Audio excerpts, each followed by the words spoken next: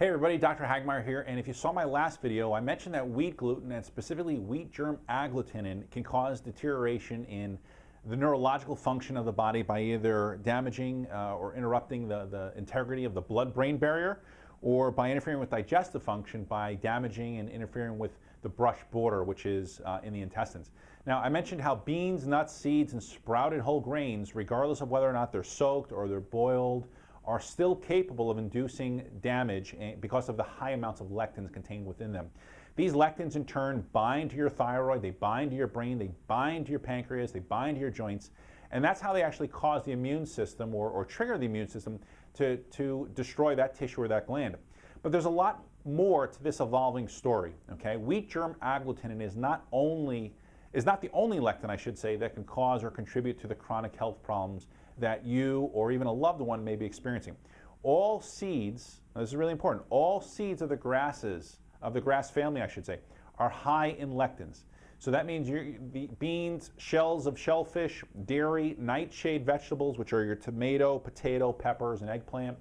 And even more research this year shows that many non-wheat grains, called chitin-binding lectins, are just as bad as the lectins found in wheat. So if you have given up gluten and you are one of those individuals who say that it hasn't made much of a change, then your degree of sensitivity extends well beyond just gluten, but most likely to what we call chitin-binding lectins or these cross-reactive foods. Now here's the thing, what's unique about wheat germ agglutinin is that it can do direct damage to the majority of the tissues in the human body without requiring a specific set of genetic susceptibilities. What does that mean? Well, this is what it means to you, okay?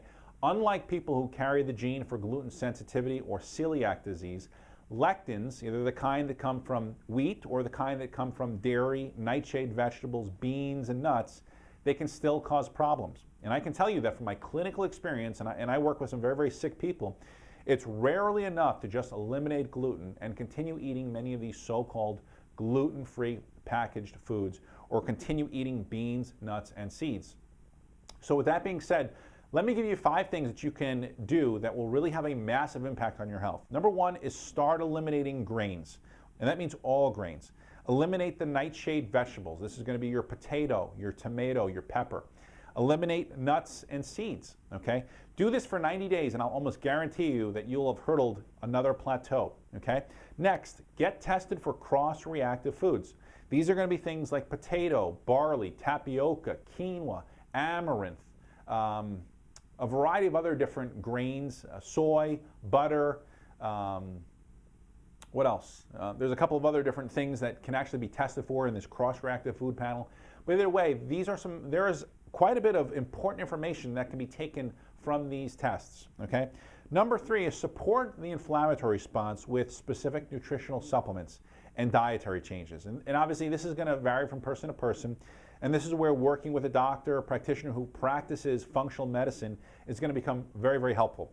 Number 4 is support the environment of the intestines, okay? So when you have adequate beneficial levels of the flora, okay, you can help establish this protective barrier against substances that would normally travel through the intestines and obviously create this inflammatory response like lectins. Number 5 is support the blood-brain barrier, okay? Now, once that blood-brain barrier has been breached, this is where you start to see things like depression. This is where you start to have problems with memory. This is where you see problems with brain fog, irritability, anger, okay? Migraine headaches, okay? Chronic headaches. So it's, again, you want to support that blood-brain barrier. And if you have those symptoms, those are more like warning signs that your blood-brain barrier could potentially be compromised. Now, I realize that this can be quite a bit of overwhelming information, but I want you to realize that you should hang in there, okay? If you haven't already done so, visit my website, drhagmeyer.com. It's a great resource with over 900 different articles, recipes, and videos for you to view. And in closing today's video, I want to say this. I hope you, enjoyed this video, but more importantly, I hope that you share it with someone, okay? If you found it helpful, please share it with the loved ones that you know that might be struggling with a health problem. Post it on your Facebook page. And more importantly than anything, I should say, is remember this. Healing is an inside job, okay? If we don't support the body with the right kinds of foods and the right kinds of supplements, you're never going to be able to support the systems of the body that are literally just crying out and basically begging for help and begging for healing, okay? Simply treating disease by cutting a tissue out, burning the tissue, removing the tissue, and more toxic medications is not nearly as effective as creating health and preventing disease by giving the body what it needs, okay? Well, until next time, take care.